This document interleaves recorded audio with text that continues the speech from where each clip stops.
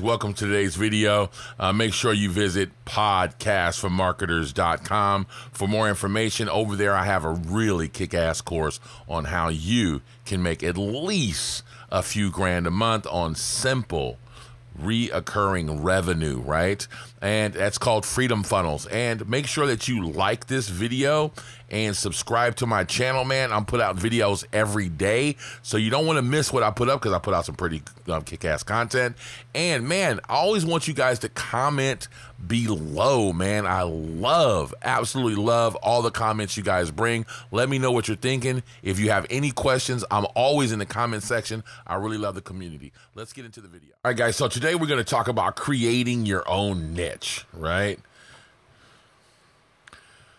Yesterday inside the squad, the Freedom Nation, I'll call it now, I talked about everybody we call it blue ocean. There's a book called that, right?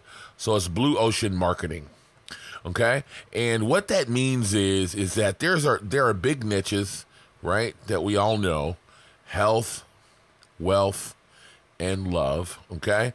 And those are big niches, okay? And then so what everybody's done, okay, is there's a sub niche right here, okay? And this sub niche might be women's health. This might be stocks, okay? And this might be, how to get a girlfriend, okay? So now when you niche down, this could be how to get an Asian girlfriend. This could be how to do penny stocks, okay? And this could be losing belly fat. All right, but that's not good enough, especially when you're talking about your social media marketing agency, right? So what I've been noticing right now is everybody wants to go after doctors, lawyers, and Indian chiefs, right? And here's the problem with that. Number one is, if you don't have any real desire to work in the health vertical, then why are you going to work with a doctor or a dentist, right? If you're not like genuinely interested in dentistry, why are you looking to go in that vertical, right? And I know you say, well, something that doesn't matter. Well, it doesn't matter. You're right? But I think that's kind of bullshit. If you're going to work in the vertical, first of all, you need to know everything about the vertical, right? So I'm going to give you an example. I don't want to know everything I need to know about dog shit, right? So if dog shit was a vertical, right, would you go looking into it? Like, well, yeah, because I could make some money with it. No, because, who the fuck wants to talk about dog shit, right? And I know that's extreme, but that's what you should be thinking about if you really don't want to work in dentistry, right? Because, honestly, I wouldn't want to work around a dentist. I think a dentist office is nasty. People's mouths all over the place, blood, and the sound of that drill. I just couldn't do it, right? So I couldn't personally work in a dentist office, and I'm really not interested in dentistry, right? So it seems to me that you should be trying to work in another vertical, right? So now there's another guy, like everybody likes to respect him, and that was Joe Soto, right? And Joe Soto starts working in restaurants, but he actually has steak in the restaurant. He likes the restaurants, right? Steak, not like a steak like meat, like steak like money. All right, so he actually owns a part of a restaurant. He also admits he bought all the trade magazines. He worked in the damn restaurant. He went, like I said, he bought the restaurant. He understands the business, thoroughly, right? And so what I'm and this is why I brought it to the squad, though, because I watch the guys in my squad, and I take it personal, right? I watch you guys kind of struggle with this. And then, so I did a video about this, about blue ocean marketing, right? And I also put a post up about how Steph Curry shoots, 500 3-pointers a day. And he shoots them from way back, right? Because nobody thinks he's going to make it. He's like almost half court, right? Nobody's like, well, it's a low percentage shot. He's not going to make that. But he saw that chink in the armor and was like, all right, I know what to do. And he just starts shooting from there 500 shots a day. Up this percentage to like 40%, which is nuts, right? So my point being is he found his blue ocean. That was his blue ocean, right? That he's not really the tallest guy either, right? So he's not going to be in the paint, and he's not the biggest guy. He's not going to be, wrestling down there, right? So he found his blue ocean, right? And he stepped back a little bit. Kobe did that a little bit too, but he didn't step that far back, right? So the reason why I'm saying this to you is once Mrs. Bonehead asked me, she's like, well, how do you niche down, right? So I explained to her that, like, if you have a restaurant, right? She's like, I want to, like, go to an Italian restaurant. I said, scoot over, right? So there you go, scoot. Yeah, just scooch. We call it scooch, right? Scooch over, right? And find a vertical that services those restaurants, right? So to give you an example, if you're talking about an Italian restaurant, what do you think about? Well, you think about wine, right? You think about bread. Okay, there's pizza ovens. Who services that restaurant, right? There's all kind of shit, man. There's the guy that fixes their walk-in, right?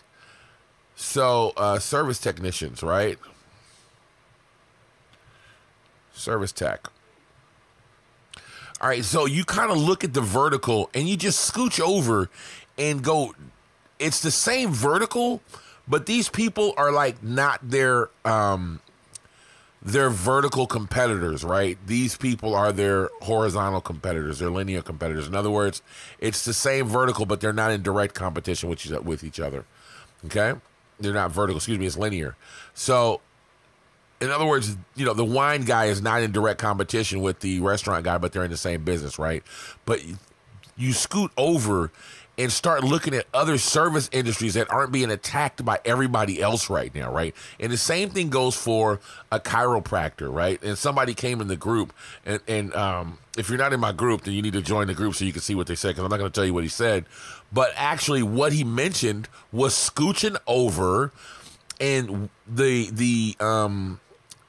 niche that he said to use works with chiropractors. All right? So who else works with a chiropractor, right? There's dudes that sell those little machines to them, supplements, big fucking niche right there, right? Supplement companies, so on and so forth. All of these things are next to the chiropractor. So if you're going to try to go into business right now with a social media marketing agency, stop looking at what everybody else is doing, because that's bloodied water, right? All the sharks are feeding on the same dentist and the same chiropractors. Scooch over, right? And if you really want to get some good ideas, I'm going to tell you where you can go and get some awesome ideas. Go to Alibaba, right? The website for the Chinese stuff, and just start looking through the categories. This is how I got ideas before, right? I started looking through the categories in Alibaba, and then once I saw this big ass, and you guys heard me tell this story before, right? It's that's a tire. All right, so big ass like tractor tires. All right, and what caught my eye was that these tires were $100,000. I was like, oh shit, and they were used. All right, so I did a little bit of research to find out who doesn't actually like have tire manufacturers in their country, and obviously the continent of Africa has a lot of countries that don't have. Like, they've got tons of rubber plants, right? As a matter of fact, I have a friend that started growing rubber plants so he could start manufacturing rubber in the Ivory Coast, right? So they don't have tires over there. So used tires is a big market, okay? So my first thing was to look at regular car tires, right? And these regular car tires you could get from, like, well, over here, I would buy them in the Netherlands because that's where the ports are, right? And then ship containers down. I could buy the tires by the container, or from Germany, okay? And send those down by a container. And I got a guy that'll just buy the whole lot from me. And he distributes, right? So that's cool. So I started finding tires. But that is a bloodied market. Everybody knows about that. There's another, rice is another big one that people send from Africa, right? So the cheapest rice is actually from Vietnam. So I'm like, okay, I could ship rice over there, but everybody ships rice over there. Everybody sends used tires, right? So I saw these big earth mover tractor tires, and they're like $100,000, and I'm like, who's sending those over there? Nobody, right? But I don't have $100,000 to put up of my own money, so I just started making phone calls, and it was easy to find. I was like, man, I called the actual well, I got lucky. I won't lie about this, but a friend of mine was a mayor of a small town in Ivory Coast. He actually, we both rented cars to the president, right? 4x4s to the president of the country. Well, they put me in contact with the government people I need to find about selling the used tires, right? So, and then that was kind of like just find the tires, be the middleman, and fill that gap, right? And that's a big word, okay? I have so many stories about this, right? So I think I told you I had a girlfriend years ago that had, her father had an organic pineapple field, right? He didn't use any pesticides or anything like that. It was totally organic, but he didn't want to be bothered. He lives on Guadeloupe Island. He's French, right? So he didn't want to be bothered with the whole shit. And he was like, if you can sell organic pineapples, I don't care, man. I don't think about sending them outside of the country. I don't really care. So I went to Alibaba, sure enough, and I found guys in the Middle East, Dubai, right? And Abu Dhabi, and all those nice hotels and stuff that were looking for containers of pineapples. So I found a gap, right? Who thinks about selling stuff like pineapples and used earth mover and tractor tires, right? Go look at the categories on Alibaba and find your blue ocean, right? It's cool that you want to do some marketing, man. I think that's awesome, right? But everybody's stuck on what Cry Lopez was talking about, right? And he's really got the industry fucked up right now. So what I want you to do is, I think you're doing awesome by saying, hey, I want to be a marketer and I want to have a marketing agency or a digital marketing agency. And I think that's cool. But I think you're missing, most people are missing the point here. You need to go find a gap and make your own niche, right? Make your own niche. All right. So once you make your own niche, then you can charge that $2,500, right? Right. So everybody's like, oh man, I want to, charge a hair salon $2,500. They usually don't have that kind of money. So and everybody's attacking them right now, right? But if you go to a pineapple farmer and says, hey man, I'm going to charge you $2,500 a month to market your organic pineapples, and he's got a whole bunch of them and not very many people approach him, he doesn't, first of all, know probably what those kind of services cost. Number two is he probably really needs your services. Like, obviously, yes, I want to get rid of these pineapples, right? I'd like to get rid of all of them. So, well, how many can I can get rid of container loads of them, and when pineapples take forever to grow too, right? So it's like he has to, they're a perishable item, so he has to get rid of them. So, or the big earth mover tires, right? I found a gap. And I knew that if they needed car tires, they for sure needed those earth mover tires, because like right now, like Ghana, they're building like crazy in Ghana, right? You can just see them, like those same earth movers and tractors all over the place. They're building new roads. I remember when I was there a few years ago, the president was like, they are like, we are not going to be, they've had their independence for over 50 years. And they're like, we are still in a developing country. We want to get out of this whole third world status, and we want to move into first world shit, right? So he started dumping money into the roads and infrastructure and everything, right? So that's a gap. Nobody thinks about that, right? So there's hotels in Africa that would love tourism, right?